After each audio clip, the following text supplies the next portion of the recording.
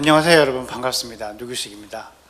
영재발굴단이라는 프로에 많은 분들이 관심을 가져주시고 해서 2019년 12월까지 방영됐던 프로인데, 제가 이걸 말씀드리는 이유는요, 제가 이 프로그램을 하면서 가장 크게 느낀 건 이들에게 필요한 환경, 지원, 교육 이 시스템이 꼭 이들에게만 필요한 건 아니구나라는 걸 제가 정말 여러 번 깊이 깨달았거든요. 이 머리가 좋은 아이의 모습이 어떤 거다라고 미국의 영재학회에서 이야기를 한 게 있어요. 제 얘기가 아니고. 빨리 배우고 기억력이 우수하고 어휘가 뛰어난 아이들이 머리가 좋다고 합니다. 당연한 얘기겠죠.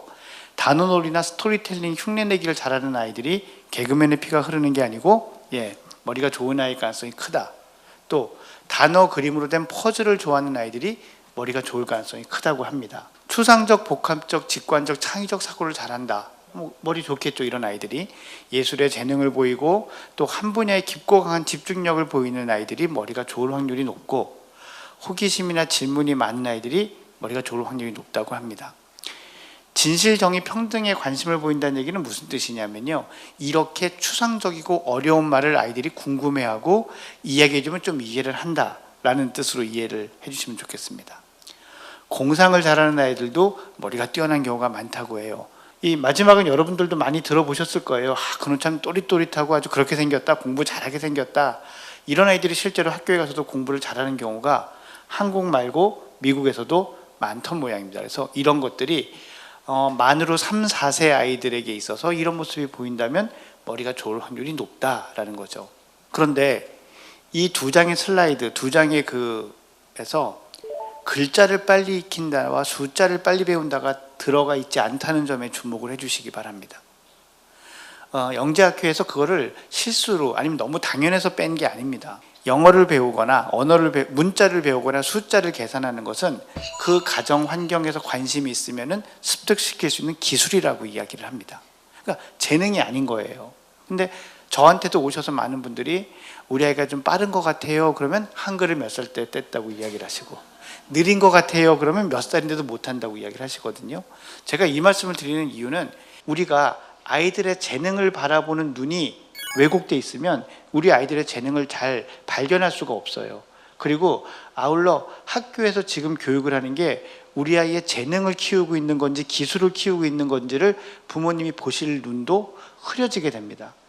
제 개인적인 입장에서는요, 두뇌를 발달시킬 수 있는 가장 좋은 과제는요, 훈련은 학교 숙제예요. 그 중에서도 모든 게 그렇지는 않지만 그 중에서도 부모 입장에서 생각할 때 가장 쓸데없는 숙제들이 두뇌 발달에 가장 도움이 됩니다. 예를 들면 우리 동네 시장에서 팔리는 물건을 조사해 오기라든지, 어느 가게가 가장 많은지, 할아버지 자서전 써오기 같은 어느 과목 시험에도 출제되지 않을 것 같은 숙제들을 하는 게 정말 아이들의 두뇌 발달에 도움이 됩니다. 어렸을 때 똑똑했다고 나중에 꼭 영재가 되는 게 아니잖아요. 그러면 아이들의 재능이 어떻게 커가는가라는 요소를 우리가 봐야 돼요. 이거는 영재들만 재능을 키우는 게 아니라 사실 어느 아이든지 이 재능이 키워지고 발달이 돼야 되지 않겠습니까?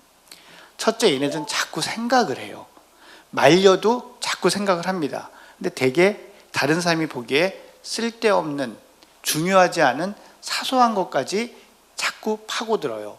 그러니까 공상만 하는 게 아니라 자기가 어떤 것에 대해서 관심이 있으면 그것을 매우 끈기 있게 파고 들어간다는 게 이들의 가장 큰 특징이라고 할 수 있습니다. 결국 우리 아이들도 어떤 것을 열정을 가지고 끈기 있게 자꾸 생각을 하다 보면 그것이 두뇌를 자극하고 아이의 잠재력을 키울 수 있는 아주 좋은 방법이 돼요. 근데 우리는 자꾸 배운다는 게 숙제나, 또 더 솔직히 얘기하면 학습지나 학원에서 그래야 배운다고 생각하는 이런 생각이 있는데, 이것에서 빨리 벗어나는 게 정말 중요하다는 생각이 듭니다.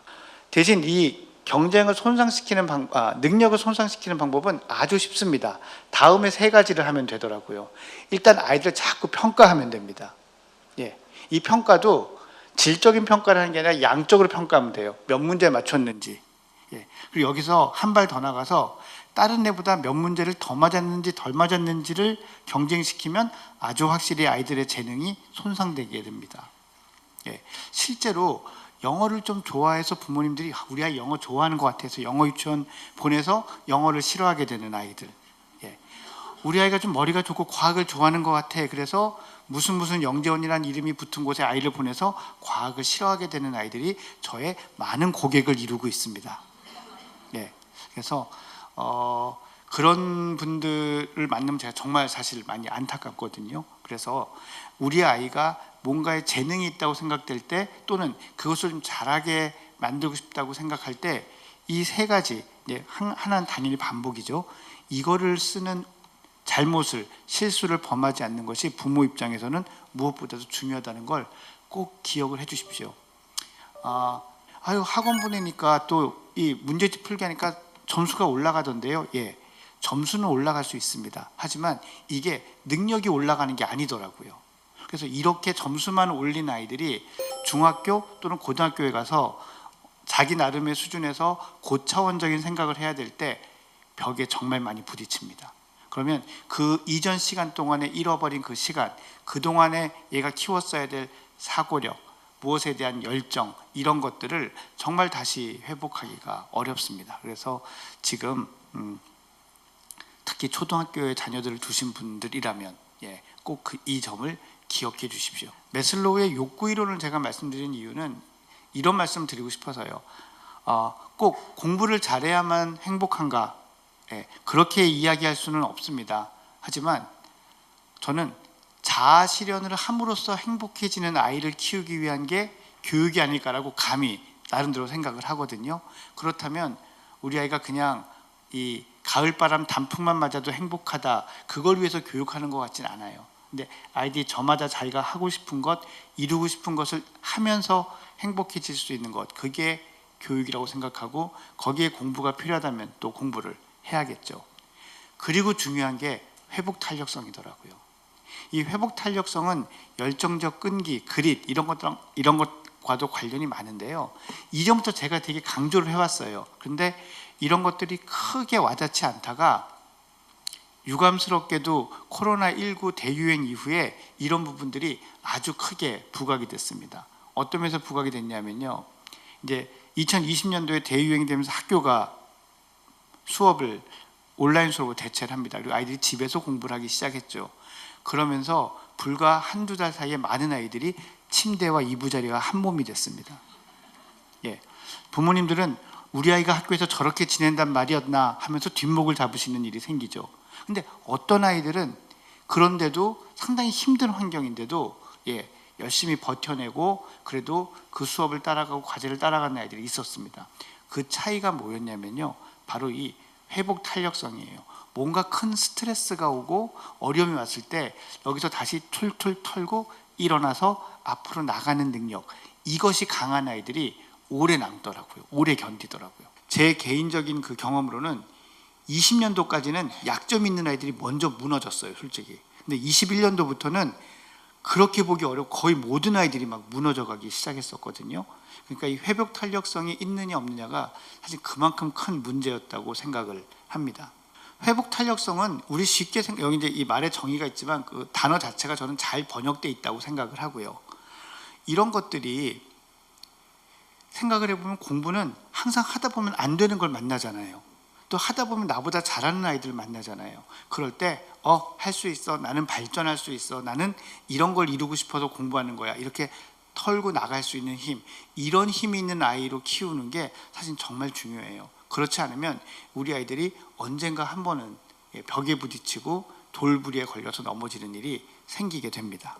근데 이 회복 탄력성에 어떤 것들이 영향을 미치냐 하는 이제 연구들이 많이 있는데, 그 중에 보면 제가 지금 붉은색 박스로 표시해 놨는데, 외향적인 성향, 친화성, 성실성, 정서적 안정, 그리고 개방성, 지적인 호기심이나 새로운 것에 대한 개방성, 이런 게 있는 아이들이 훨씬 더 회복 탄력성을 잘 가지고 강하게 가지고 있다고 합니다. 그래서 저 회복 탄력성을 키우기 위해서 우리는 또 다른 학원을 보내야 하는 게 아니고요, 꼭 무슨 심리센터에 보내야 되는 게 아니고, 우리 아이가 이런 성향을 가질 수 있도록 키워줄 수 있다면 회복 탄력성을 가진 아이로 키우는데 좀 더 가깝게 간다고 말씀을 드릴 수 있습니다. 그래서 저는 욕심에 학교라는 공간도 아이들이 이런 아이로 자랄 수 있도록 기회를 주시고, 부모님도 이런 것들이 성장할 수 있는 활동들이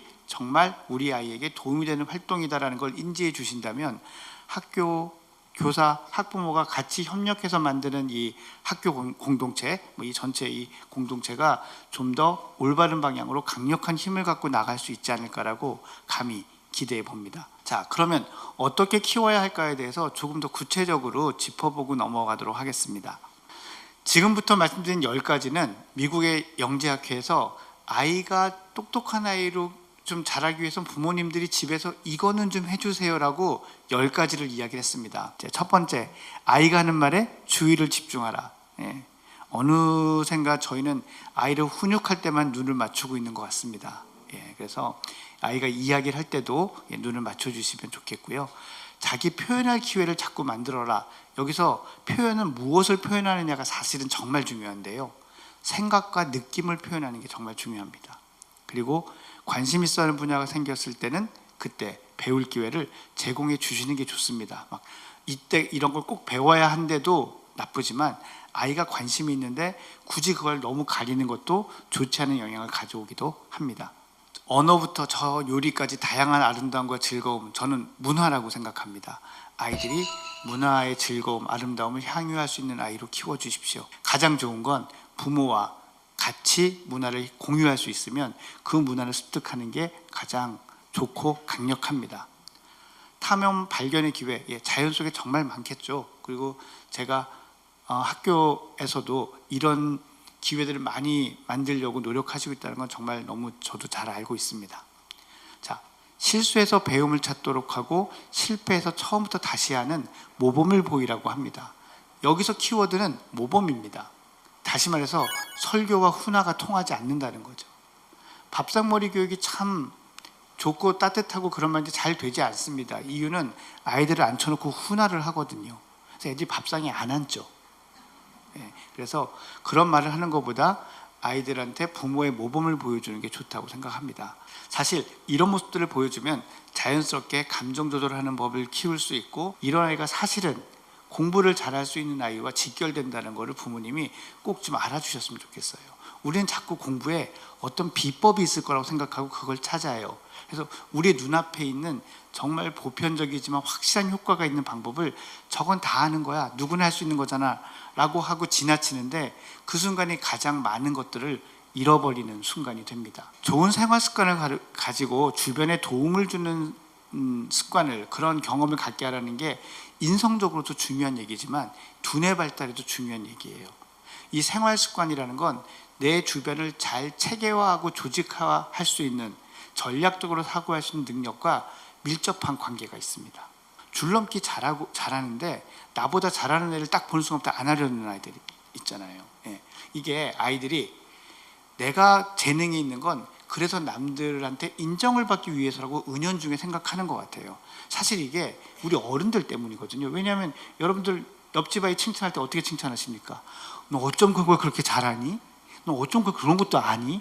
이렇게 칭찬을 하잖아요. 그러니까 아이들이 은연중에 그렇게 생각하는 것 같아요. 근데 그것뿐만이 아니라 다른 사람을 도와도 그 돕는 사람 얼굴에 그 기쁨, 뿌듯한 보람의 얼굴이 보이고, 또 받는 사람도 너무 좋아하고 감사하고, 이걸 보는 게 아이들의, 좀 거창하게 얘기하면 인식의 폭을 좀 바꿔주는 것 같아요. 그래서 제가 방금 말씀드린 10가지를 그 많은 걸 어떻게 다 하나라는 생각을 하실 것 같아요.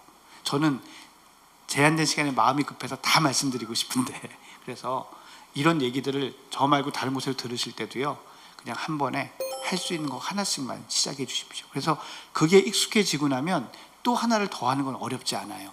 이건 우리 아이들이 공부 습관을 갖는 방법과도 정확하게 일치합니다. 그래서 여러분들이 그렇게 해보시다 보면 우리 아이의 생활 습관, 또 더 좁혀서 공부 습관 어떻게 잡아야 될지에 대해서도 분명히 좀 느낌이 오실 거라고 생각을 합니다.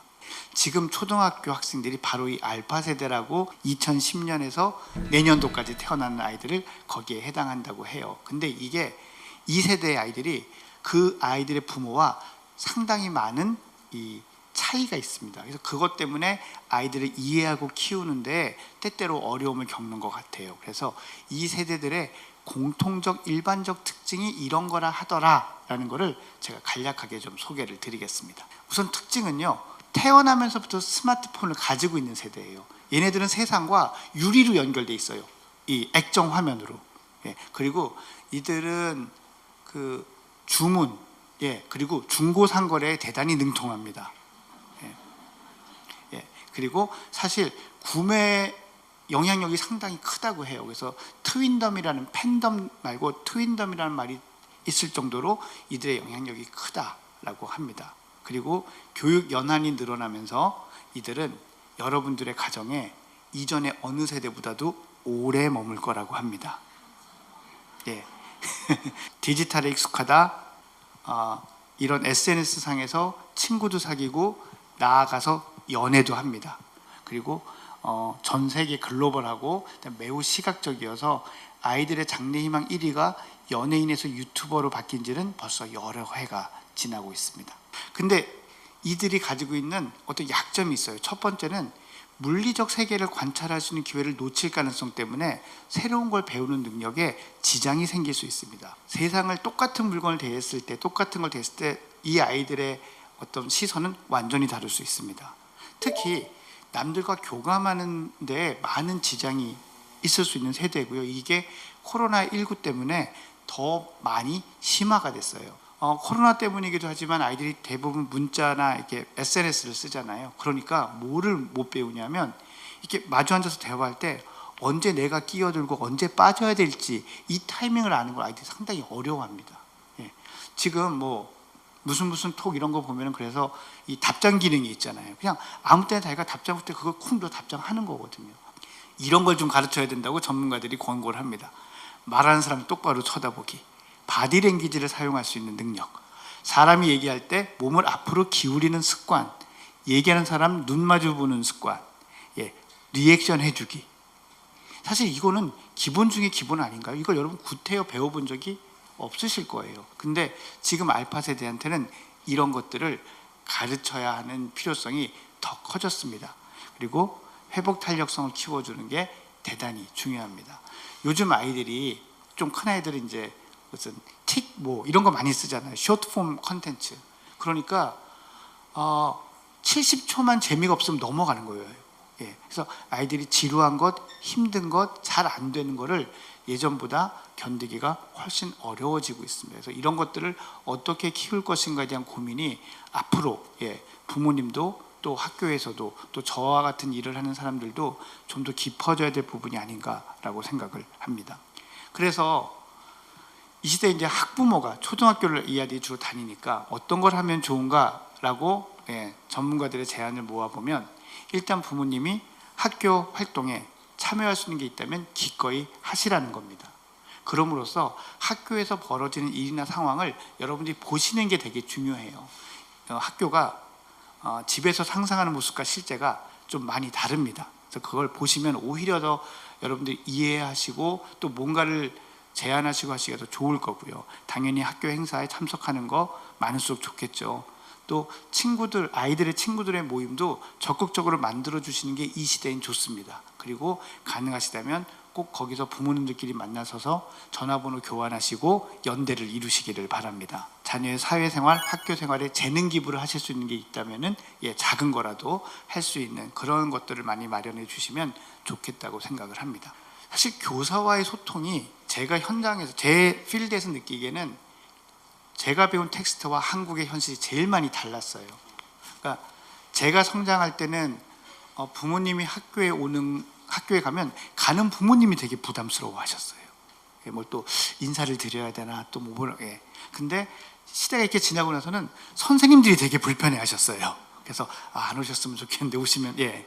근데 그러다 보니까 어떤 식으로든 학교 선생님하고 부모님의 소통이, 예, 지금도 저는 제가 느끼는 데서 그렇게 원활하지는 않은 것 같아요. 그래서 이 소통이 이메일이나 문자나 다른 어떤 SNS 플랫폼으로 지금 다양하게 시도가 되고 있는데, 이런 부분들은 전 좋은 거라고 생각을 합니다. 그리고 부모님들께서 학교에 가서 선생님과 얘기하실 때 좀 구체적으로 질문해 주시면 좀 좋을 것 같아요. 뭐냐면, 저희 아이 잘 지내나요? 라는 질문보다는 궁금하시다면 수업 시간에는 집중 잘하고 듣고 있나요?가 더 좋은 질문이고요. 더 좋은 질문은 우리 아이가 어떤 과목은 좀 재밌어하고 어떤 과목은 좀 싫어하는 것 같으세요? 라는 질문도 저는 무척 좋은 질문이라고 생각을 합니다. 아이가 학교 생활에서 어려움을 겪고 있거나 부모가 아이들에게 이제 학교에 선생님께 어떤 것들을 좀 요청하고 싶거나 어려움을 해결하고 싶을 때 사실 뭐 선생님이 비슷한 말씀을 하실 때도 있지만 이걸 좀 이렇게 해주세요라고 말씀하시는 경우가 되게 많아요. 근데 이 문제를 해결해 주세요, 이거 어떻게 조치를 취해 주세요라고 말씀하시는 경우가 많은데 그것보다는 이 문제를 어떤 식으로 해결하면 좋을까요? 라고 의논을 구하는 형식으로 질문을 하는 게 전 대단히 좋은 방법이라고 생각하고 이건 저뿐만이 아니라 다른 전문가들도 많이 이야기를 하는 방법이에요. 저는 이렇게 생각합니다. 교사 선생님들이 정말 오랜 시간 준비를 하셨고 또 그런 어떤 트레이닝을 받으셨고 하지만 모든 답을 다 가지고 계시는 존재는 절대로 아니거든요. 근데 이 부모님이 오셔서 답을 내놓으세요 이러면 선생님들도 되게 위축이 되고 또 수동적이 될 수 있어요. 근데 이 문제를 같이 해결해 나갔으면 좋겠습니다라는 요청은 선생님의 적극성을 또 선생님의 불안을 더 많이 낮출 수 있어서 우리 아이를 위해서 더 좋은 이 결과들이 올 수 있거든요. 선생님들께서도 좀 그래 주셨으면 좋겠어요. 이 아이가 밥을 잘 안 먹는데요, 집에서 지도 좀 부탁드려요, 이거보다는 이 문제를 학교에서는 어떻게 해보고 집에서는 좀 이렇게 해봤으면 좋겠습니다, 이렇게 될 수 있다면 전 정말 좋겠다라고 또 욕심을 내봅니다. 다른 것보다도 다른 사람하고 직접 대면하고 또 가족과의 시간을 소중하게 생각할 수 있는 그런 알파 세대로 키울 수 있으면 저는 정말 좋겠다고 생각하고, 그렇게 큰다면 제가 아까 말씀드린 그런 위험한 요소들이 많이 상쇄될 뿐더러 이들의 장점이 더 많이 부각될 수 있을 거라고 믿습니다. 제가 준비한 얘기는 여기까지입니다. 여러분께 조금이나마 도움이 또 인사이트가 됐으면 하는 바람이고요. 제 이야기 관심 있게 잘 들어주셔서 감사합니다.